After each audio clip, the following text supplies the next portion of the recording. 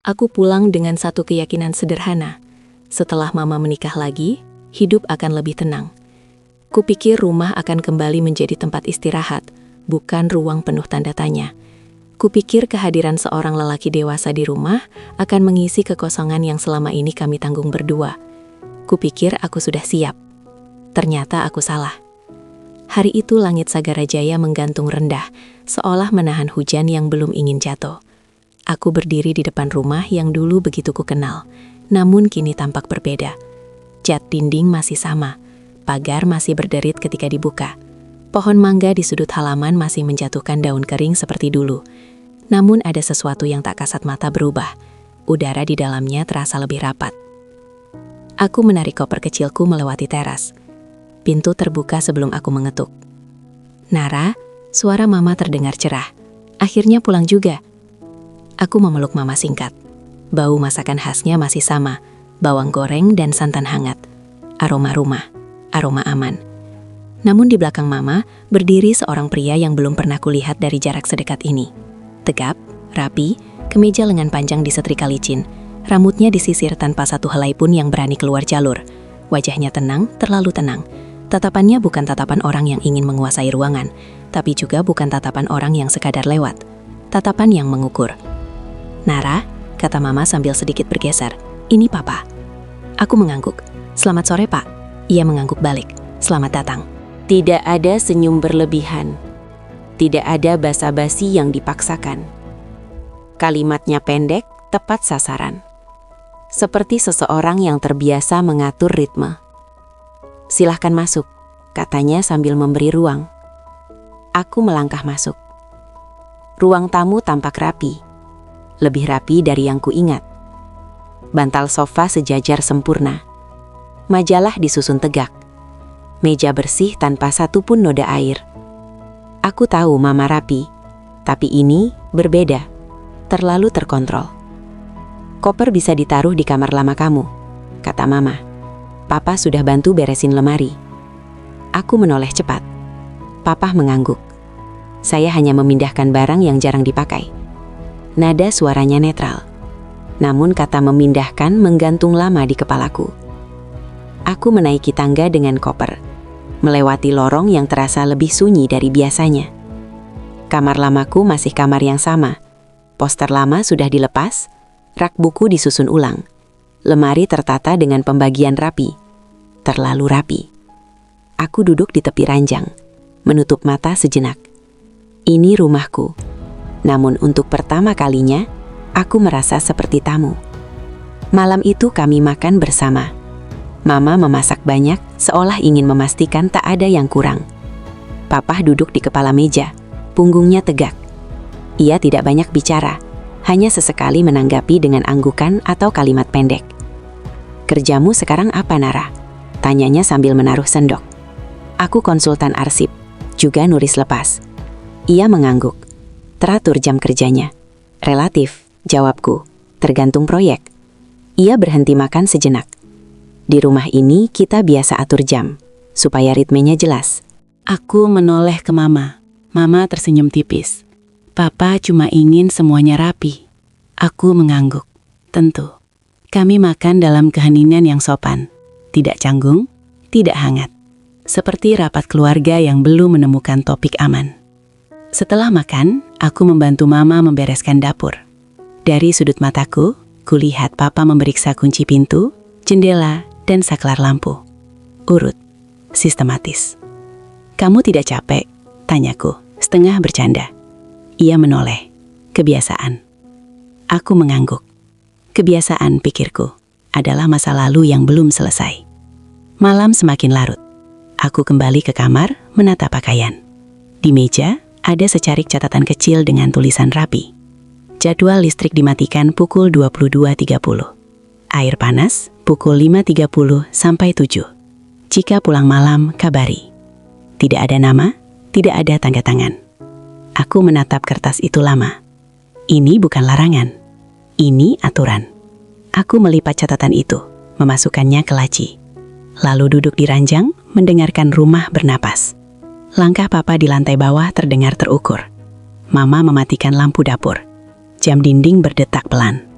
Aku menatap langit-langit, merasa ada sesuatu yang mulai menekan dari dalam. Hari-hari berikutnya berjalan rapi, terlalu rapi. Papa bangun pagi, membuat daftar belanja, menyusun jadwal. Mama mengikutinya dengan patuh. Seolah ritme baru ini adalah harga yang harus dibayar demi ketenangan. Aku mencoba menyesuaikan diri. Namun ada hal-hal kecil yang mengusik. Papa tahu jam aku keluar dan pulang. Ia mengingatkan tanpa nada memerintah, tapi cukup tegas untuk terasa sebagai pengawasan. Pulang jangan terlalu malam, katanya suatu sore. Jalan pesisir licin.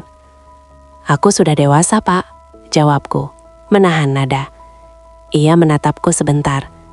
Justru karena itu, aku tidak tahu harus menanggapi bagaimana. Suatu siang saat Mama sibuk di dapur, Papa memintaku duduk di ruang tamu. Kita perlu menyamakan ekspektasi, katanya. Aku duduk. Di rumah ini, lanjutnya, aku bertanggung jawab memastikan semuanya aman. Termasuk aku, tanyaku. Terutama kamu, jawabnya tanpa ragu. Kalimat itu membuat dadaku mengencang. Aman seperti apa? Tanyaku pelan. Ia berpikir sejenak. Aman dari kesalahpahaman. Aman dari keputusan terburu-buru. Aku menatapnya. Aku tidak butuh pengawasan. Ia mengangguk. Aku tidak mengawasi. Aku menjaga. Perbedaan satu kata itu terasa sangat besar. Malamnya aku tidak bisa tidur. Aku turun ke dapur, membuat teh. Papa sudah di sana, membaca berkas. Belum tidur? Tanyanya. Belum, jawabku. Ia menutup berkas. Teh? Aku buat sendiri. Kami berdiri bersebelahan, menjaga jarak. Lampu dapur terang. Bayangan kami jatuh kaku di lantai. Nara, katanya pelan. Aku tahu ini tidak mudah. Aku menoleh. Apa yang tidak mudah? Berbagi rumah, berbagi ritme. Aku mengangguk. Aku berusaha. Ia menatapku, kali ini lebih lama. Aku juga. Ada sesuatu di tatapannya, bukan ancaman, bukan kehangatan, kewaspadaan. Hari keempat, aku mulai bekerja dari rumah, menyortir dokumen lama untuk klien. Di antara berkas digital, sebuah nama muncul di layar.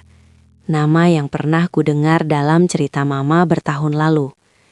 Nama itu sama dengan nama Papa. Aku menelan ludah. Kupikir kebetulan. Tapi ketika ku buka dokumen berikutnya, nama itu muncul lagi. Dan lagi. Berhubungan dengan sebuah kejadian lama di kota tetangga. Kejadian yang berdampak pada banyak keluarga. Tanganku berhenti bergerak. Papa masuk ke ruang kerja tanpa mengetuk.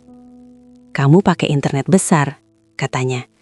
Aku menoleh cepat, menutup layar refleks. Ia tidak mendekat, hanya berdiri di ambang pintu. Kalau ada berkas sensitif, jangan dikerjakan di ruang terbuka. Nada suaranya datar, terlalu datar. Aku mengangguk. Baik. Ia pergi. Aku menatap layar lagi. Jantungku berdetak keras. Nama yang sama, waktu yang sama, lokasi yang sama.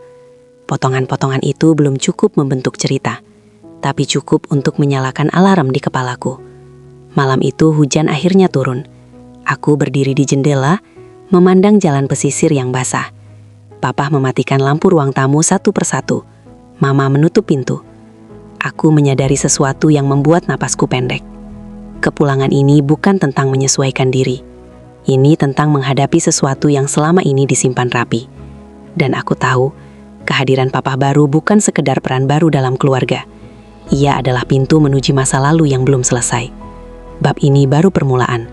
Dan rumah ini, untuk pertama kalinya, terasa seperti ruang ujian. Aturan tidak selalu diumumkan. Sebagian hanya hadir, menempel di udara, menunggu kita menyadari bahwa ruang gerak kita telah dipersempit tanpa pernah diminta persetujuan. Pagi itu aku bangun lebih awal dari biasanya. Jam dinding baru menunjukkan pukul 5, tapi rumah sudah bergerak. Dari dapur terdengar bunyi air dan gesekan sendok. Aroma kopi menyusup ke lorong, rapi dan terukur. Papa sudah bangun. Aku turun dengan langkah pelan. Di meja makan ia duduk tegak, membaca sesuatu di tablet. Kemejanya sudah disetrika. Sepatu hitam mengilap terletak sejajar di dekat pintu. Segalanya tampak siap, bahkan sebelum hari benar-benar dimulai. "Pagi," kataku. "Pagi," jawabnya tanpa menoleh. "Kopi ada." Aku menuang kopi sendiri. Mama belum terlihat. Biasanya Mama bangun lebih siang, tapi sejak Papa datang, ritme rumah berubah. Bukan karena paksaan, melainkan karena dorongan yang tak pernah dijelaskan. "Kamu mau kemana hari ini?" tanya Papa akhirnya. "Ke kantor klien," jawabku. "Sore mungkin ke perpustakaan kota." Ia mengangguk. "Lewat jalan pesisir?" "Mungkin. Kalau bisa hindari jam sore, macet, dan licin kalau hujan." Aku mengangguk. Lagi-lagi tidak ada larangan, hanya saran yang terasa seperti pagar. Mama muncul dari dapur, menyapa kami berdua dengan senyum. "Sarapan dulu, jangan lupa buahnya." Papa berdiri, merapikan kursi sebelum bergeser. Aku memperhatikan gerakannya, tenang, presisi. Seolah hidup bisa diatur seperti barisan angka. Setelah sarapan, aku bersiap pergi. Saat aku mengambil kunci mobil, Papa berdiri di dekat pintu. "Pulang jam berapa?" tanyanya. "Belum tahu," jawabku jujur. Ia menatapku sebentar. "Kalau lewat jam 10, kabari." Aku berhenti. "Kenapa?" Ia tidak menjawab langsung. "Supaya kami tidak menunggu." "Kami," kata itu berat. Aku mengangguk, lalu keluar. Di mobil, aku menghela napas panjang. Aku bukan remaja yang harus lapor jam malam. Aku dewasa, mandiri, terbiasa menentukan ritme sendiri. Namun rumah ini punya denyut baru, dan denyut itu tidak mengikuti langkahku. Di kantor klien, aku mencoba fokus, menyortir arsip lama, menyusun kronologi, mencocokkan tanggal. Pekerjaanku menuntut ketelitian, dan biasanya itu menenangkanku. Tapi hari itu, pikiranku mudah teralihkan. Sebuah notifikasi masuk, dari Mama.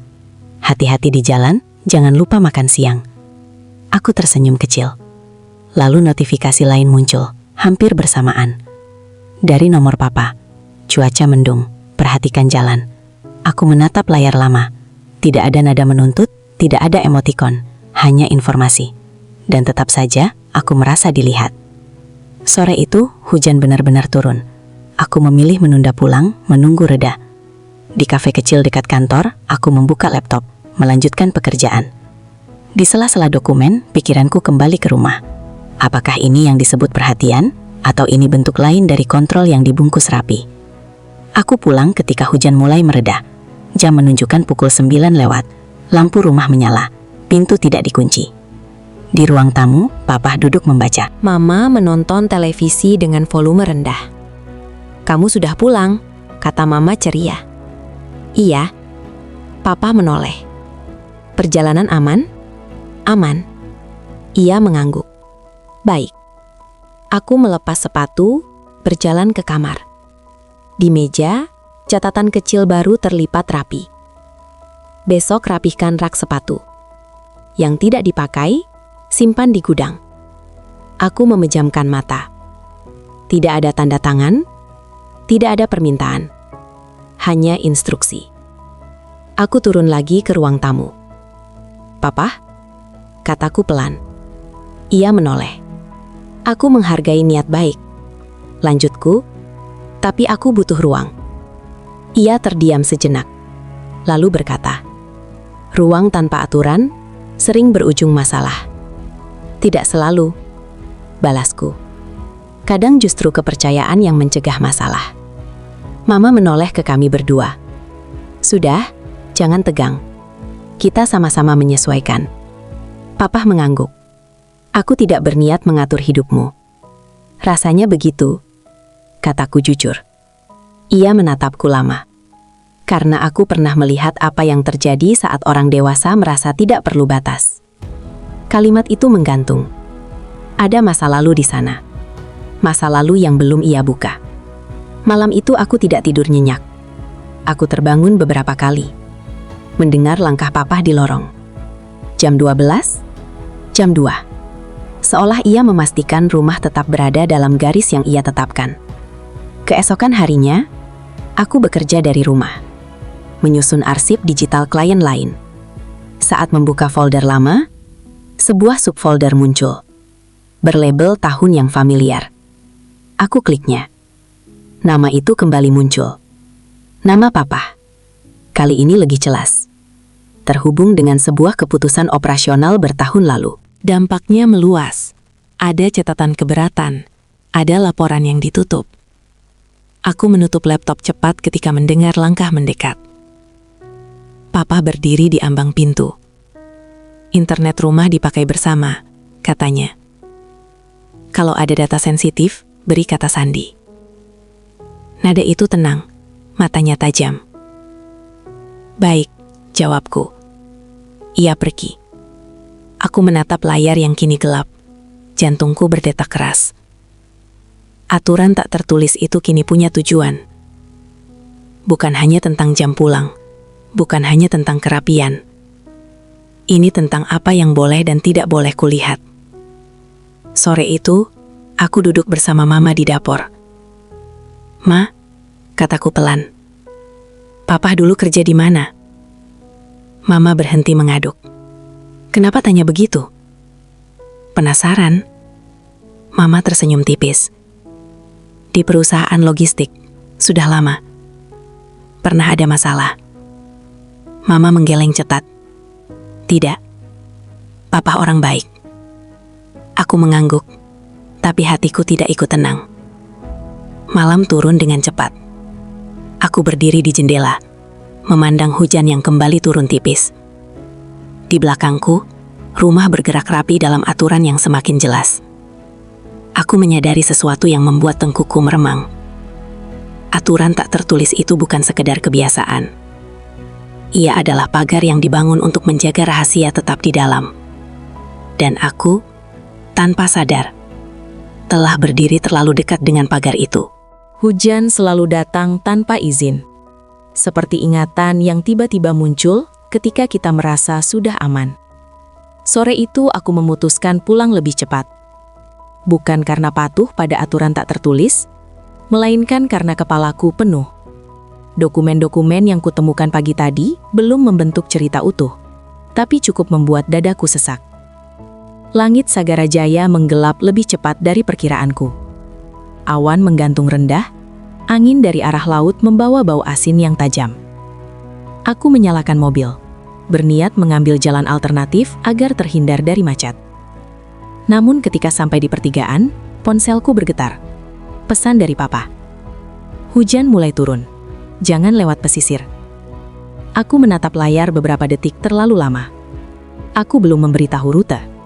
Belum memberitahu jam pulang. Aku meletakkan ponsel tanpa membalas. Lalu tetap melaju ke arah pesisir. Bukan karena membangkang, tapi karena aku ingin tahu, apakah keputusan kecilku masih milikku. Hujan turun ketika aku setengah perjalanan.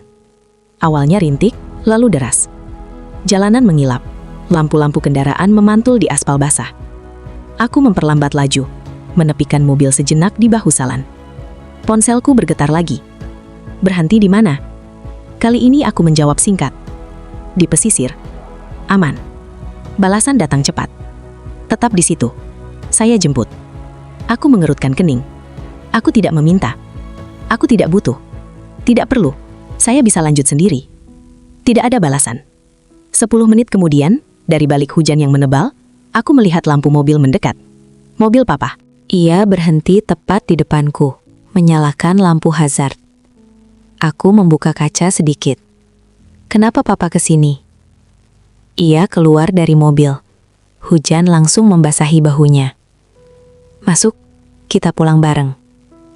Mobilku baik-baik saja. Bukan itu masalahnya, katanya. Nada suaranya tetap tenang, tapi matanya keras. Jalanan sepi.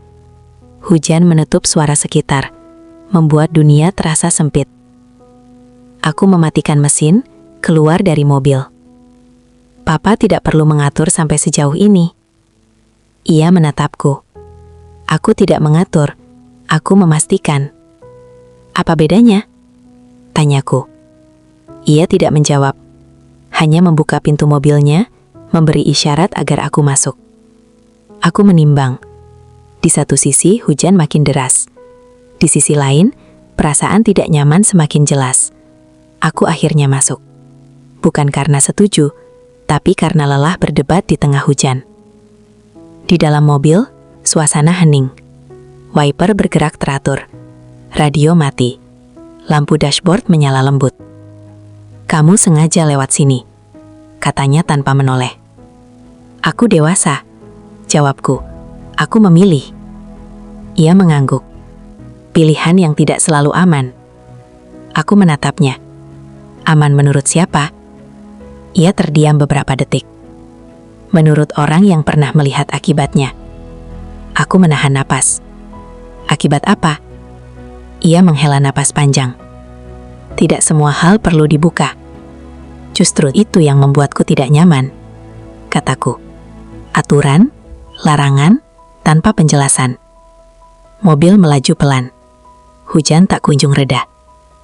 "Aku tidak ingin kamu mengulang kesalahan orang lain," katanya akhirnya. "Orang lain siapa?" Ia menoleh sebentar, lalu kembali fokus ke jalan. Tidak penting, aku tertawa kecil. Pahit, bagiku penting. Karena hidupku sekarang dipengaruhi oleh itu. Kami kembali diam. Ketika sampai di depan rumah, hujan mulai mengecil. Kami turun tanpa bicara.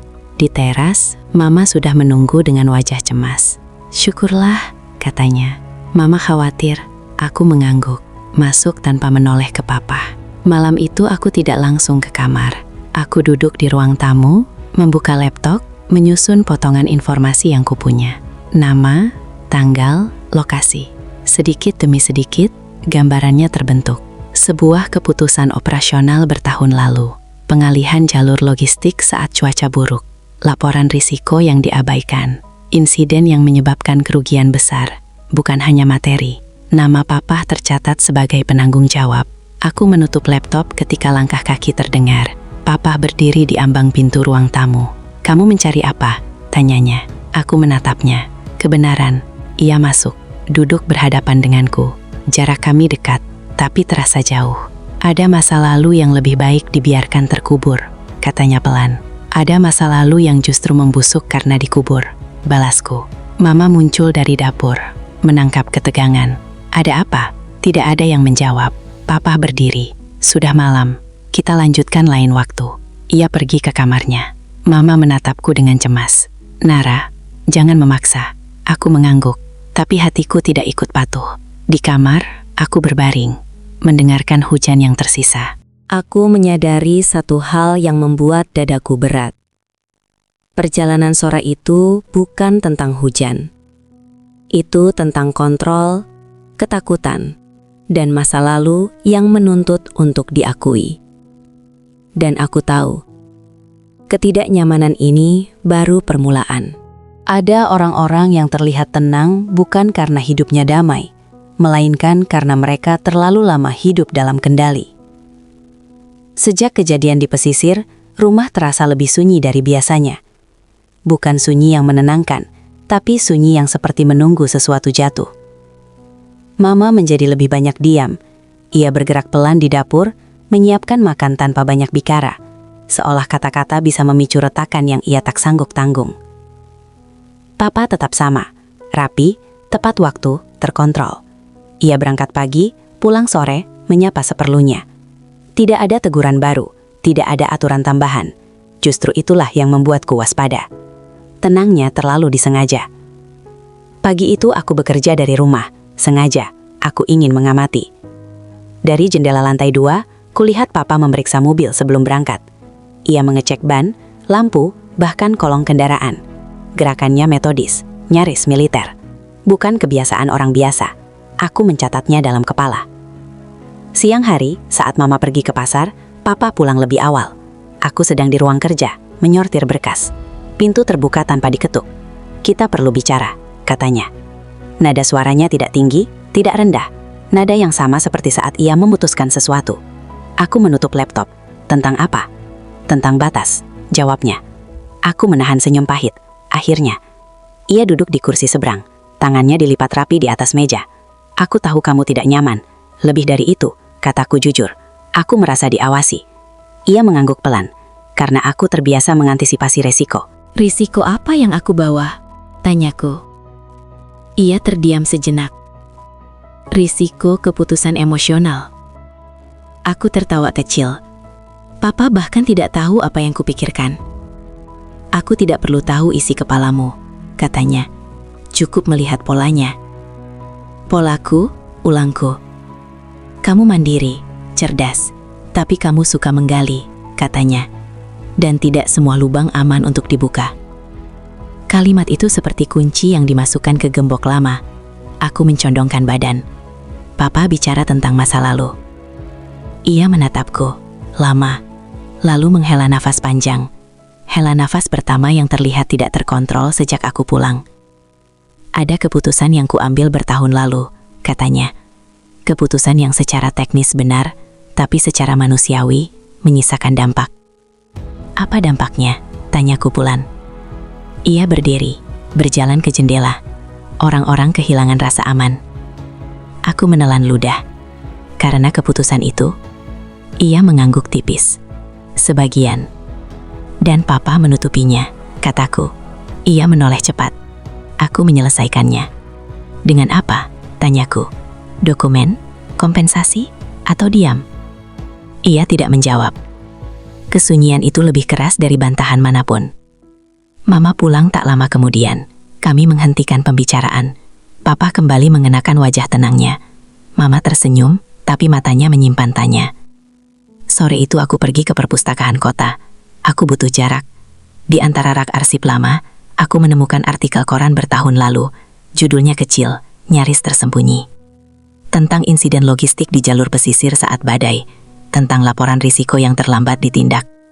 Tentang seorang penanggung jawab yang tidak disebutkan namanya.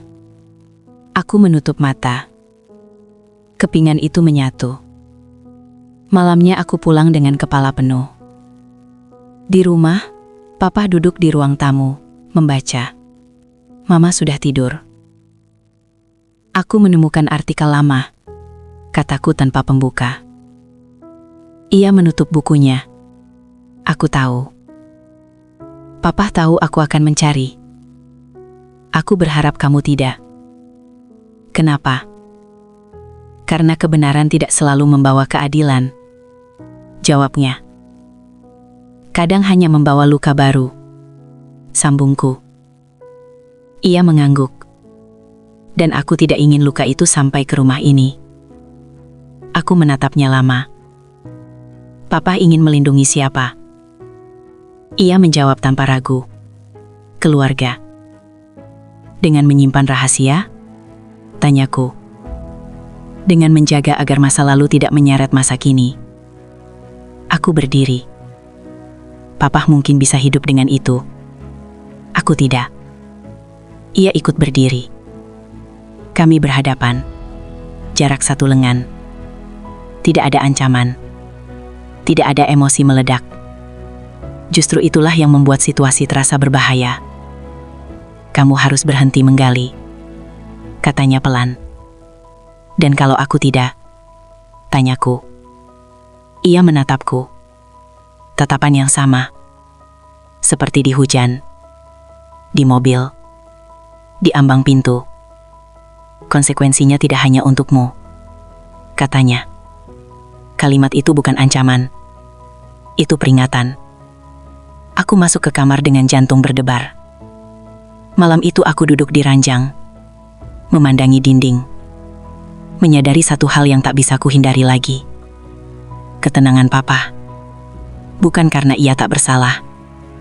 Melainkan karena ia sudah terlalu lama hidup berdampingan dengan kesalahan. Dan aku, tanpa sengaja, Telah berdiri tepat di titik di mana ketenangan itu bisa runtuh. Tidak semua kebenaran muncul dengan suara keras. Sebagian hanya bertesis pelan, cukup untuk membuat dunia di sekitarnya retak. Aku kembali ke rumah dengan satu tekad. Kali ini, aku tidak akan menutup laptop saat langkah kaki mendekat. Pagi itu, Papa berangkat lebih awal dari biasanya. Mama menyusul tak lama kemudian untuk mengantar pesanan catering. Rumah kosong, sunyi, terlalu sunyi untuk disia-siakan. Aku duduk di ruang kerja, membuka laptop, dan mengakses arsip digital klien yang tersinkron ke server publik. Folder yang kutandai kemarin masih ada, Aku membukanya dengan tangan yang terasa lebih dingin dari biasanya. Tanggal, lokasi, jalur pesisir, dan nama itu muncul lagi. Arman Wiratama. Kali ini bukan sekadar tercantum sebagai penanggung jawab. Ada catatan internal, ringkasan rapat, dan memo resiko yang diberi tanda ditunda. Aku membaca pelan, mencocokkan waktu dengan artikel koran yang kutemukan di perpustakaan. Semuanya selaras. Sebuah badai diperkirakan datang lebih cepat. Rekomendasi pengalihan jalur diajukan. Namun keputusan akhir memilih tetap melaju demi menekan biaya dan menjaga jadwal. Keputusan yang secara teknis efisien, secara manusiawi, fatal. Aku berhenti di satu paragraf. Insiden terjadi pada pukul 21.40.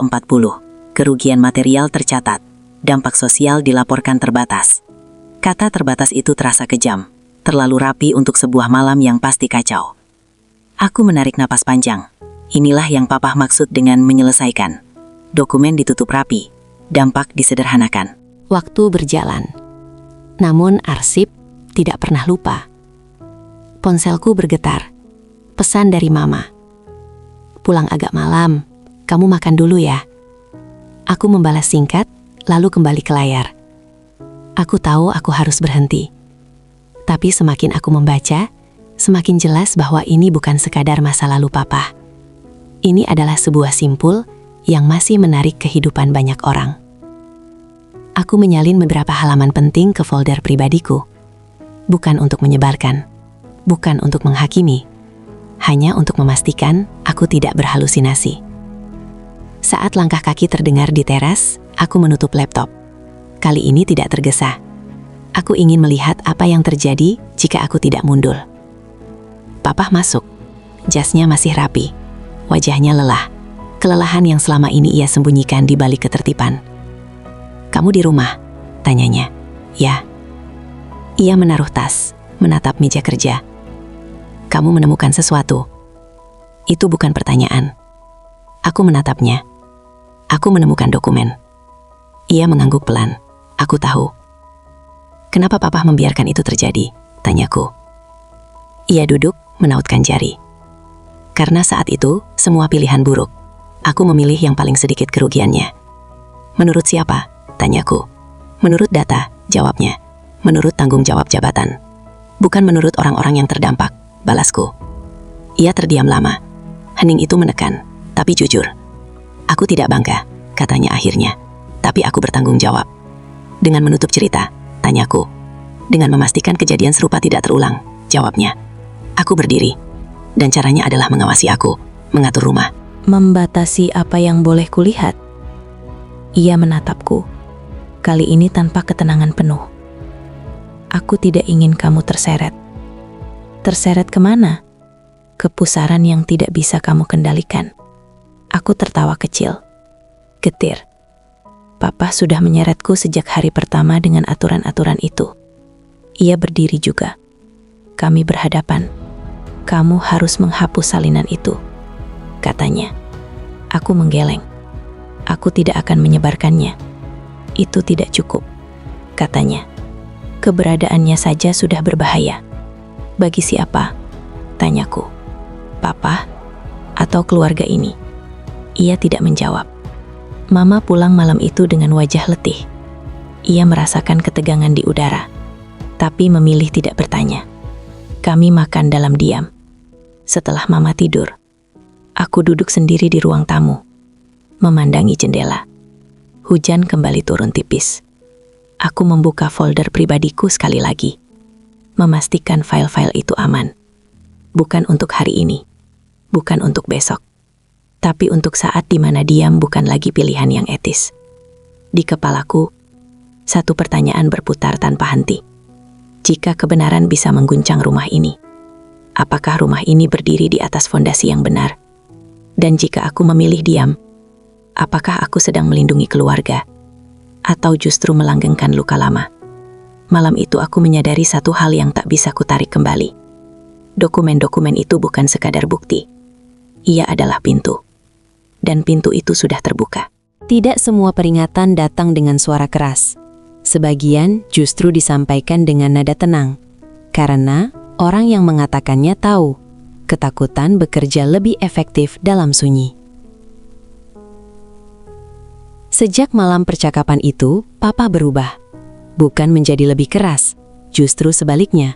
Ia menjadi lebih tenang, lebih tertata. Seolah semua emosi telah dikunci kembali di tempat semula. Jika sebelumnya rumah terasa seperti ruang yang diawasi, kini terasa seperti ruang yang dikendalikan dengan penuh kesabaran. Dan itu lebih menakutkan. Pagi itu, aku menemukan laptopku dipindahkan. Bukan hilang, tidak rusak, hanya berpindah posisi. Dari meja kerja ke rak buku. Rapi, seolah ada pesan yang tidak perlu ditulis. Aku menatapnya lama. Papa duduk di ruang makan, membaca berita di tablet. Mama menyiapkan sarapan seperti biasa. Tidak ada suasana genting. Tidak ada konflik terbuka. Justru itulah yang membuat jantungku berdegup tidak nyaman. "Kopi?" tanya Mama ceria. Aku mengangguk, duduk, mengambil cangkir. Papa menoleh padaku. "Kita perlu bicara nanti sore." "Sekarang juga bisa," jawabku. Ia menggeleng pelan. "Nanti, setelah kamu selesai bekerja." Nada itu netral, bukan perintah, tapi keputusan sudah diambil. Sepanjang hari aku bekerja dengan setengah pikiran. File-file yang kusalin tetap aman di folder terenkripsi. Aku tidak membukanya. Aku hanya ingin memastikan bahwa jika nanti aku ditanya, aku tidak berdiri dengan tangan kosong. Sore datang. Matahari tenggelam perlahan di balik atap rumah. Mama keluar sebentar mengantar pesanan. Tinggallah aku dan Papa. Kami duduk di ruang tamu. Jarak aman, tidak terlalu dekat. "Aku tidak akan memintamu menyerahkan apapun," kata Papa membuka percakapan. Aku mengangkat alis. "Lalu?" "Aku hanya ingin kamu mengerti konsekuensinya." "Katakan," balasku. Ia menautkan jari, seperti biasa. Jika informasi itu keluar, bahkan tanpa niat buruk, akan ada banyak pihak yang terdampak. Tidak semua siap menghadapi masa lalu. Termasuk Papa, kataku. Ia mengangguk. Termasuk aku. "Apa yang Papa takutkan?" tanyaku. Ia menatapku lama. "Bukan hukuman." Aku terdiam. "Yang aku takutkan," lanjutnya, "adalah kebenaran yang keluar tanpa konteks. Orang akan mencari kambing hitam. Mereka tidak peduli pada proses. Mereka ingin nama." Aku menelan ludah. "Dan Papa yakin nama itu akan menjadi milik Papa?" Ia tidak menjawab, tapi keheningannya cukup jelas. "Kamu bebas memilih," katanya kemudian. "Aku tidak akan melarangmu." Aku tertawa kecil. Kedengarannya adil. "Tapi," lanjutnya pelan, "aku tidak bisa melindungi semua orang dari akibat pilihanmu." Itulah peringatannya. Tidak ada ancaman, tidak ada larangan, hanya batas perlindungan yang ditarik mundur. Aku mengangguk. "Terima kasih atas kejujurannya." Ia berdiri. "Aku harap kamu memilih dengan kepala dingin." Malam itu Mama pulang dengan wajah lelah. Ia duduk di sampingku di sofa. "Kalian bicara?" tanyanya. "Iya." Mama menatapku. "Jangan membuat hidup lebih sulit, Nara." Aku menoleh. "Untuk siapa?" Mama terdiam. Untuk kita semua. Aku memejamkan mata. Kata kita terasa berat. Seolah kebenaran adalah beban yang harus dibagi, tapi tak semua ingin mengangkatnya. Malam semakin larut. Aku masuk kamar, membuka laptop. Folder itu masih ada. Aman, diam. Aku menutup laptop tanpa membukanya.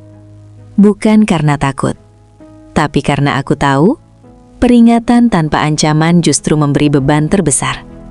Pilihan sepenuhnya ada padaku. Dan pilihan itu tidak lagi sederhana. Jika aku diam, aku menjaga rumah ini tetap utuh, dengan retakan yang disembunyikan. Jika aku bicara, aku membuka pintu bagi keadilan dan menghancurkan ketenangan yang dibangun dengan susah payah. Aku berdiri di depan jendela, menatap malam. Angin bergerak pelan. Tidak ada hujan. Untuk pertama kalinya sejak aku pulang, aku menyadari. Ini bukan lagi soal masa lalu Papa. Ini tentang masa depanku. Dan jenis orang seperti apa aku memilih untuk menjadi. Ada titik dalam hidup ketika pilihan tidak lagi bisa ditunda. Bukan karena kita siap, tapi karena keadaan memaksa kita berhenti bersembunyi. Pagi itu dimulai seperti hari-hari lain yang pura-pura normal. Papa berangkat lebih awal, Mama sibuk menyiapkan pesanan besar. Aku duduk di ruang kerja, menatap layar kosong, mencoba menulis, dan gagal. Kepalaku penuh oleh satu pertanyaan yang tak kunjung selesai. Berapa harga sebuah ketenangan? Menjelang siang, Mama pamit keluar kota sebentar untuk bertemu pemasok. Ia meminta aku mengantar Papa ke kantor sore nanti karena mobilnya harus diservis ringan. Aku mengangguk, meski perutku mengeras. Sore itu langit kembali menggelap. Awan tebal menggulung dari arah laut, membawa angin yang lebih dingin dari biasanya. Aku menjemput Papa di kantor tepat waktu. Ia masuk ke mobil tanpa banyak bicara. "Lewat mana?" tanyaku. "Pesisir," jawabnya singkat, lebih cepat. Aku menahan napas. Jalan itu kembali. Mobil melaju. Lampu-lampu mulai menyala. Hujan turun pelan, lalu makin rapat. Jalanan licin. Aku memegang setir lebih erat. "Kamu boleh pelan," kata Papa. "Aku tahu," jawabku, tanpa menoleh. Di tikungan dekat tebing rendah, kami melihat kerumunan kecil di pinggir jalan. Sebuah motor tergeletak. Seorang pria duduk terhuyung, darah mengalir di pelipisnya. Seorang perempuan berdiri panik, melambaikan tangan. Aku mengerem. Mobil berhenti. "Kita harus bantu," kataku. Papa terdiam sejenak. Tepiannya sempit. Kita tidak bisa lewat begitu saja. Aku keluar sebelum ia menjawab. Hujan membasahi jaketku. Aku mendekat, bertanya keadaan mereka. Pria itu tampak pusing. Motornya tergelincir karena pasir basah. Tidak ada kendaraan lain berhenti. Papa akhirnya keluar dari mobil. Wajahnya berubah. Bukan panik, melainkan tegang yang kukenal. "Kita pindahkan dulu ke tempat aman," katanya tegas. Gerakannya cepat, presisi. Ia membantu mengangkat motor, memindahkan korban ke sisi jalan yang lebih datar. Ia memeriksa luka dengan cekatan, seperti seseorang yang pernah melakukannya berkali-kali. "Kita perlu ambulans," kataku sambil mengeluarkan ponsel. "Sinyal lemah," katanya. Aku coba. Beberapa menit terasa lama. Hujan makin deras. Aku melihat wajah Papa. Fokus, tapi ada bayangan lama yang muncul di matanya. Tiba-tiba, pria itu mengerang dan kehilangan keseimbangan. Aku refleks menahan. Papa bergerak cepat, terlalu cepat. Ia menarik pria itu ke arahnya, menghindari kendaraan yang melintas mendadak. Mobil lain melaju terlalu dekat. Rem berdecit. Semua terjadi dalam detik yang kacau. Kami berhasil menyingkir. Tidak ada yang tertabrak. Tidak ada yang jatuh lebih parah. Namun saat itu, aku melihat sesuatu yang membuat dadaku dingin. Di tengah kekacauan, Papa berdiri terpaku sesaat. Tatapannya kosong, napasnya berat, tangannya gemetar kecil. Pertama kalinya aku melihatnya kehilangan kontrol. "Aman," kataku cepat. "Sudah aman." Ia menatapku, seolah baru kembali. Kita harus cepat." Ambulans akhirnya datang. Petugas mengambil alih. Kami mundur, basah kuyup. Saat ambulans pergi, hujan mulai meredah. Jalan kembali sepi. Kami masuk ke mobil tanpa bicara. Beberapa meter setelah melaju, Papa berkata pelan, hampir berbisik. Malam itu hujan juga. Aku menegang. Di jalur ini, lanjutnya. Peringatan sudah ada, tapi aku memilih percaya pada jadwal. Aku tidak memotong. Aku membiarkannya bicara. Aku pikir semuanya bisa dikendalikan, katanya. Aku salah. Suara itu bukan suara orang yang membela diri. Itu suara orang yang akhirnya berhenti menahan. "Kamu tahu kenapa aku mengatur segalanya?" tanyanya. Aku menggeleng. "Karena aku takut kehilangan kendali lagi," katanya. "Takut ada orang terluka karena keputusanku." Aku menelan ludah. Dan dengan mengendalikan rumah ini, Papa merasa menebusnya. Ia mengangguk. Aku mencoba. Mobil melambat. Lampu-lampu rumah mulai terlihat. "Aku tidak minta kamu menutup kebenaran," katanya. "Aku hanya minta kamu melihat manusia di baliknya." Aku menatap jalan basah di depan. Aku melihatnya. Ia menoleh. Dan aku menarik napas panjang. Dan itu membuat keputusanku jauh lebih berat. Kami tiba di rumah. Mesin dimatikan. Hujan berhenti sepenuhnya. Di dalam rumah yang kembali sunyi, aku menyadari satu hal yang tak bisa disangkal lagi. Insiden itu bukan kebetulan. Ia adalah cermin. Dan cermin itu akhirnya memaksa papa melihat dirinya sendiri, tanpa perlindungan aturan. Aku masuk kamar malam itu dengan perasaan yang berbeda. Bukan marah, bukan takut, melainkan tahu.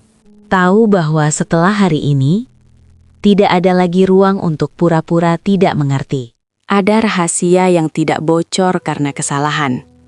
Ia bocor karena waktu sudah tidak mau lagi menahannya. Sejak insiden di jalan pesisir itu, rumah tidak lagi terasa sama. Bukan karena terjadi pertengkaran, bukan karena suara meninggi. Justru karena keheningan kini memiliki makna yang berbeda. Keheningan yang sebelumnya terasa seperti kontrol, kini berubah menjadi ruang pengakuan yang tertunda. Papa tidak lagi meninggalkan catatan, tidak lagi menanyakan jam pulang, tidak lagi memeriksa jendela berulang kali. Ia tetap rapi, tetap tenang, tetapi kini ada sesuatu yang retak, halus, nyaris tak terlihat, namun terasa setiap kali kami berada di ruangan yang sama. Mama menangkap perubahan itu. Ia mungkin tidak tahu detailnya, tetapi ia tahu ada sesuatu yang bergeser. Ia menjadi lebih sering menyentuh lenganku, lebih sering memandang papa dengan raut yang sulit ia sembunyikan. Aku memilih diam, bukan karena takut, tapi karena aku sedang menimbang apa bentuk kejujuran yang paling tidak melukai. Namun dunia jarang memberi kita pilihan ideal. Pagi itu aku menerima pesan dari nomor tak dikenal. Apakah Anda Nara? Kami sedang mengumpulkan informasi lama terkait insiden logistik di jalur pesisir beberapa tahun lalu. Nama Anda tercantum sebagai peneliti arsip. Kami ingin bertemu. Dadaku mengencang. Aku tidak membalas. Aku menutup ponsel dan menatap jendela lama sekali. Langit cerah, seolah mengejek kegelisahanku. Rahasia itu telah menemukan jalannya sendiri. Bukan melalui aku, bukan melalui papa, melainkan melalui jejak yang tertunggal di sistem. Siang itu papa pulang lebih awal. Ia berdiri di ambang pintu ruang kerja, melihat wajahku yang pucat. Ada yang terjadi, katanya. Aku mengangguk. Ada yang mencari insiden lama itu. Ia tidak bertanya siapa. Ia tidak bertanya bagaimana. Ia hanya menutup pintu dan duduk berhadapan denganku. Sejauh apa? Tanyanya. Mereka tahu cukup untuk bertanya, jawabku. Dan mereka akan menggali. Ia menghela napas panjang, lalu menyandarkan punggung. Untuk pertama kalinya sejak aku mengenalnya, ia terlihat tua. Aku selalu tahu hari ini akan datang, katanya pelan. Aku hanya berharap bukan melalui kamu. Aku menelan ludah. Aku tidak memanggil mereka. Aku tahu, jawabnya cepat. Ini bukan salahmu. Kami duduk lama tanpa bicara, hanya suara kipas angin dan detak jam dinding yang mengisi ruang. Aku perlu bicara pada mama, katanya akhirnya. Aku mengangguk. Dia berhak tahu. Kami memanggil mama sore itu. Ia duduk di sofa, menatap kami bergantian. Dari caranya menyilangkan tangan, aku tahu ia bersiap menerima kabar yang tidak ringan. Papa memulai, tanpa pembelaan, tanpa dalih. Ia menceritakan keputusan itu, tentang rapat malam, tentang tekanan jadwal, tentang data yang dianggap cukup aman. Ia menceritakan bagaimana badai datang lebih cepat dari prediksi, bagaimana laporan dampak diringkas agar tidak memicu kepanikan lebih luas. Aku tidak berniat mencelakai siapapun, katanya. Tapi niat tidak selalu menyelamatkan. Mama terdiam lama. Matanya berkaca-kaca, tapi suaranya tetap stabil. Kenapa baru sekarang? Karena aku takut, jawab papa jujur. Takut kehilangan apa yang sudah kubangun. Takut kamu melihatku berbeda. Mama menutup mata sejenak. Aku memang melihatmu berbeda sekarang.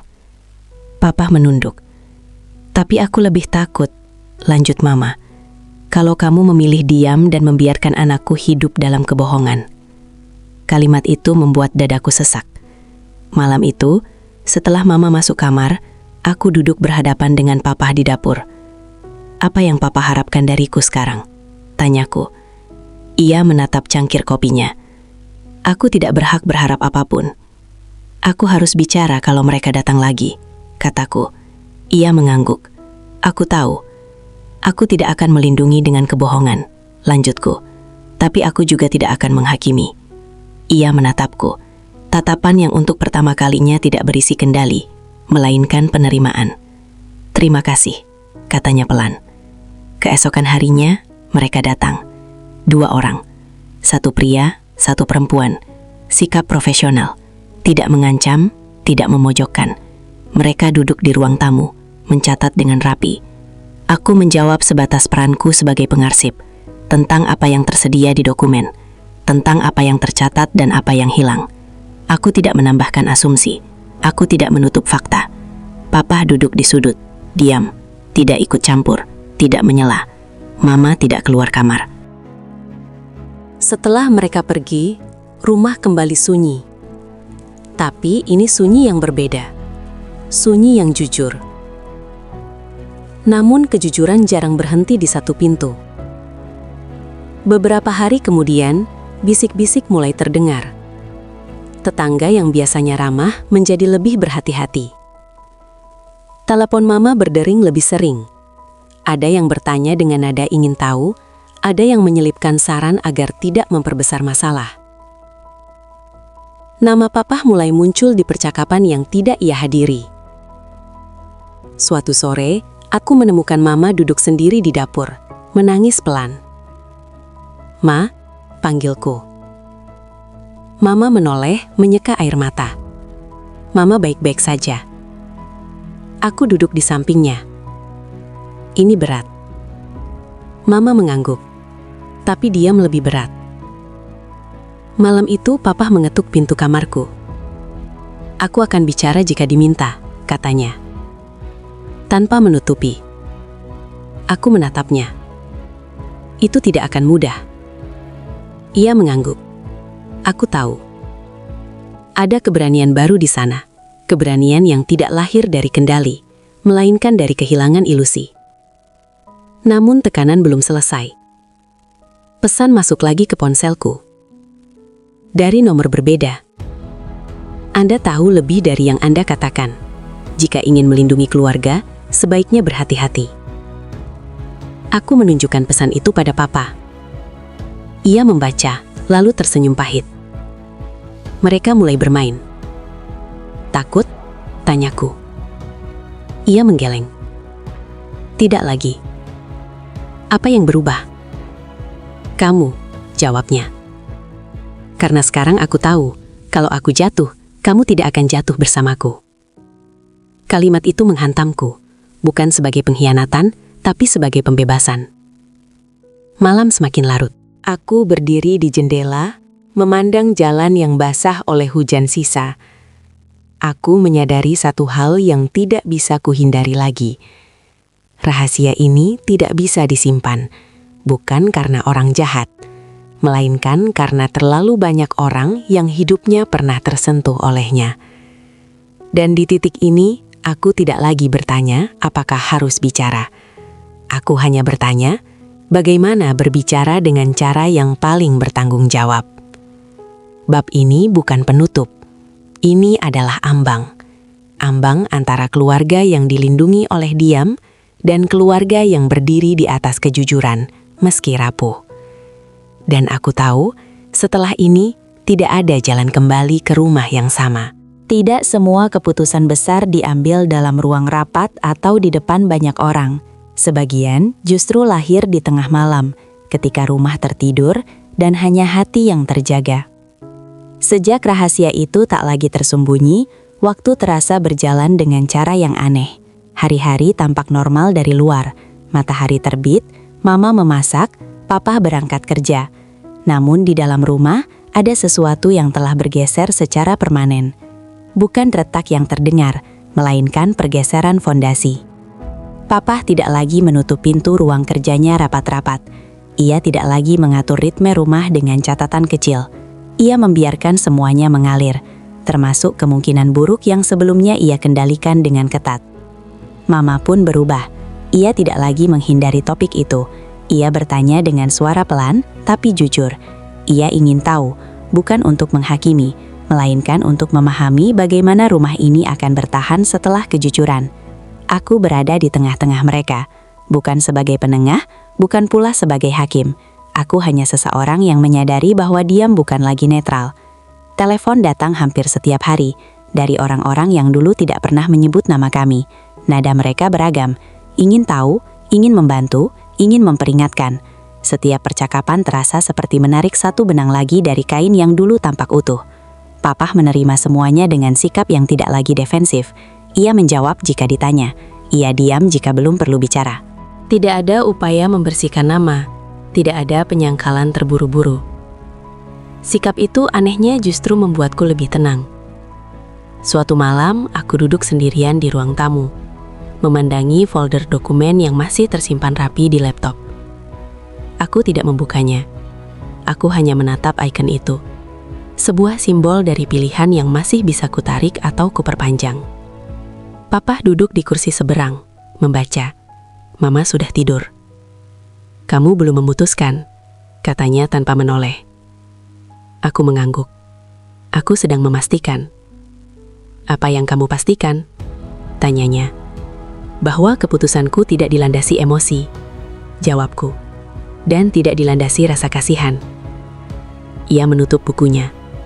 Apapun pilihanmu, aku akan menerimanya. Aku menatapnya. Benarkah? Ia mengangguk pelan.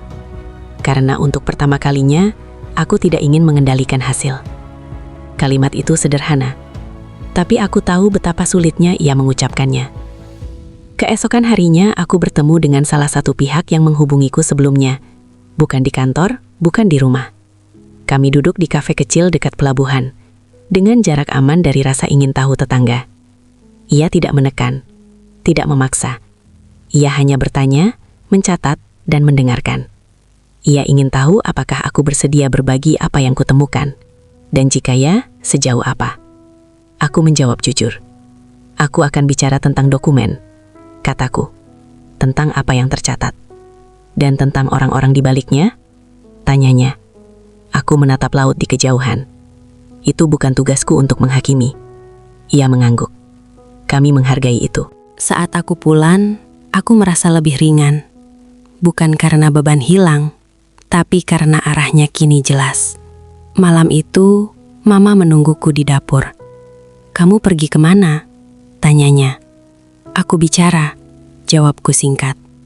Mama menatapku lama. Kamu yakin? Aku mengangguk. Aku yakin. Diam akan membuat kita kehilangan diri sendiri. Mama menarik nafas panjang.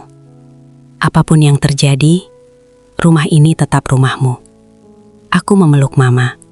Pelukan itu lama, hangat, dan penuh kelegaan yang tertahan. Papa berdiri beberapa langkah dari kami. Ia tidak ikut memeluk, tapi aku tahu. Ia melihat dan menerima.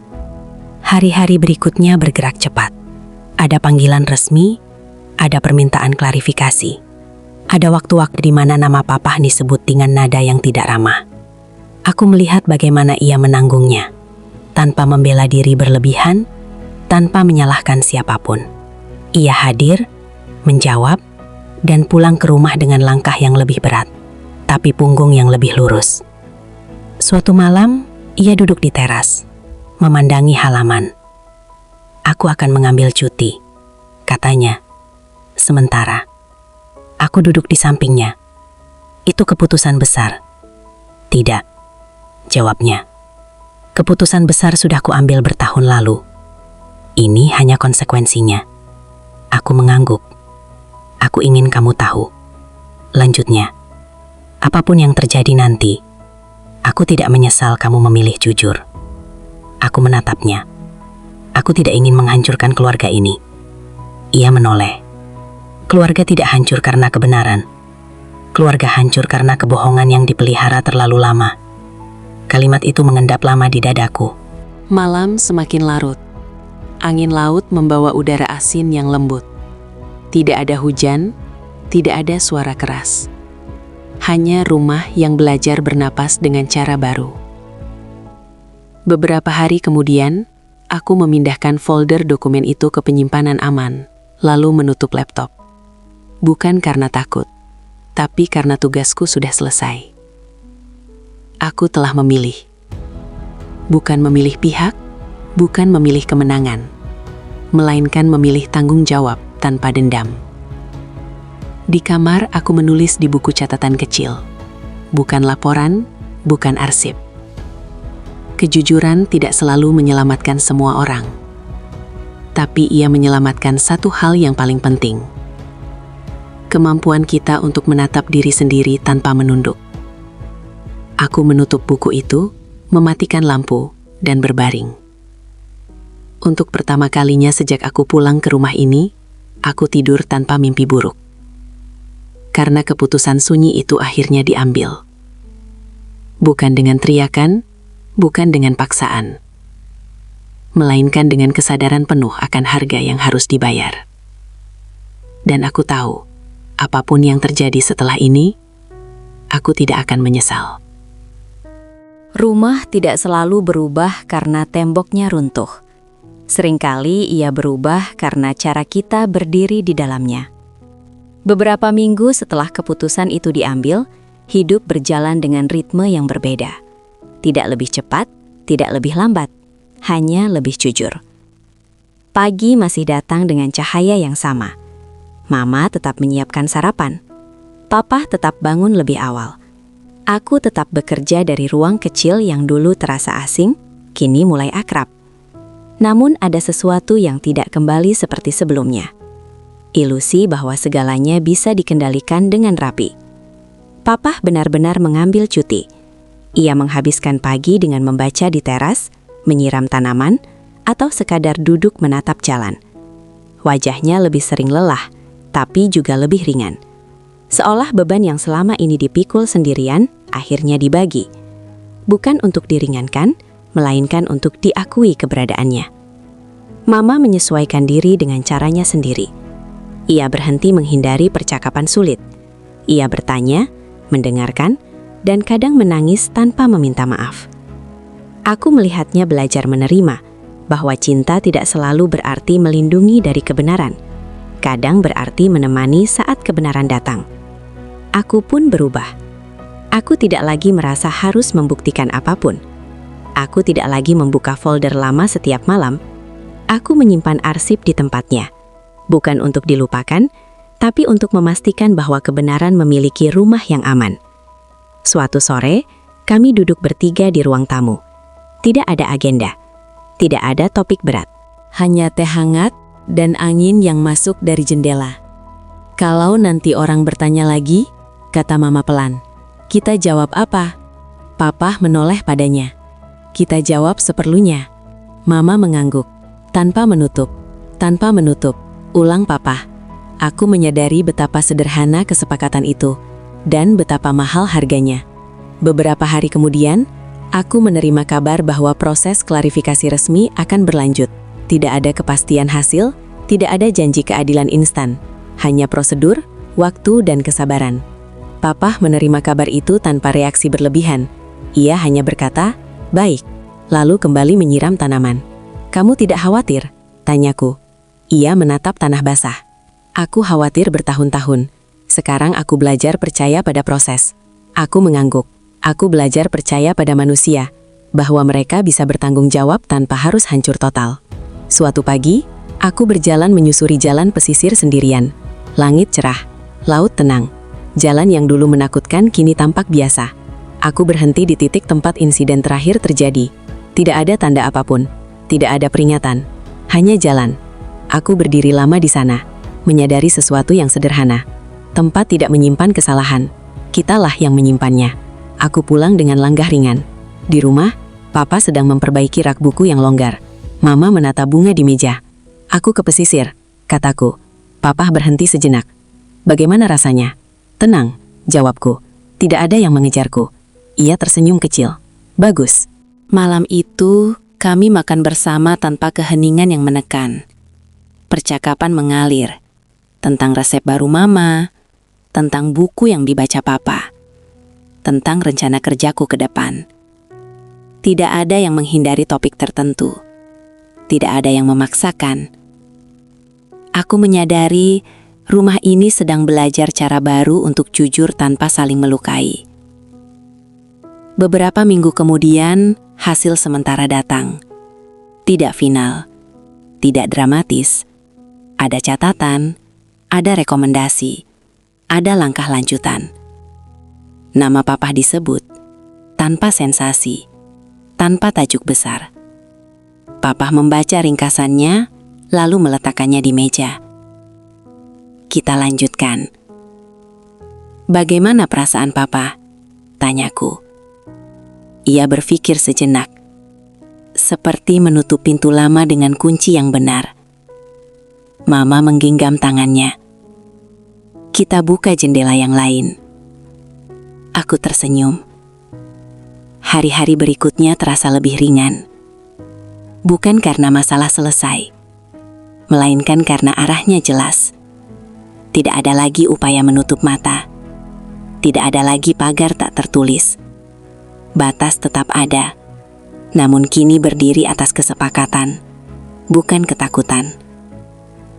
Suatu malam, aku duduk di kamar, menulis. Bukan laporan, bukan arsip, hanya catatan tentang rumah. Tentang bagaimana kejujuran bisa terasa seperti badai di awal, tapi menjadi angin sejuk setelahnya. Papa mengetuk pintu. "Kamu sibuk?" tanyanya. Tidak. Ia duduk di kursi, ragu sejenak. Aku ingin minta maaf. Aku menatapnya. Untuk apa? Untuk mengira kendali bisa menggantikan kepercayaan, katanya. Dan untuk membuatmu merasa diawasi. Aku menghela napas. Aku juga minta maaf. Karena sempat melihat papa hanya sebagai keputusan, bukan manusia. Ia tersenyum kecil. Kita impas. Kami tertawa pelan. Tawa yang tidak meledak, tawa yang mengendurkan simpul. Beberapa hari kemudian, aku mendapat tawaran proyek di kota lain. Tidak jauh, tidak lama. Aku membicarakannya dengan mama dan papa. "Kamu mau pergi?" tanya mama. "Sebentar," jawabku, "untuk berkembang." Papa mengangguk. Pergi bukan berarti meninggalkan. Aku tersenyum. Aku akan pulang. Saat hari keberangkatan tiba, rumah tidak terasa asing lagi. Aku memeluk mama, menyalami papa. "Hati-hati," kata mama. "Pilih jalan yang aman," kata papa, tanpa nada mengatur. Aku mengangguk. Aku tahu. Dalam perjalanan, aku menatap kaca mobil, melihat rumah itu mengecil. Aku menyadari bahwa rumah tidak lagi sekadar tempat berlindung. Ia telah menjadi tempat belajar. Belajar bahwa kebenaran tidak selalu memberi akhir bahagia, namun memberi awal yang jujur. Belajar bahwa keluarga bukan tentang menutup mata bersama, melainkan tentang berdiri bersama ketika mata terbuka. Beberapa bulan kemudian, aku kembali. Rumah menyambutku dengan hangat yang tidak berisik. Tidak ada kejutan, tidak ada ketegangan lama, hanya keseharian yang jujur. Kami makan malam, bercerita, diam jika perlu. Dan di sanalah aku mengerti. Rumah yang baru bukan rumah tanpa masalah. Ia adalah rumah yang berani menampung kebenaran dan memilih tetap tinggal bersama. Aku menutup hari itu dengan satu kalimat di buku catatanku. Kejujuran tidak menghapus luka.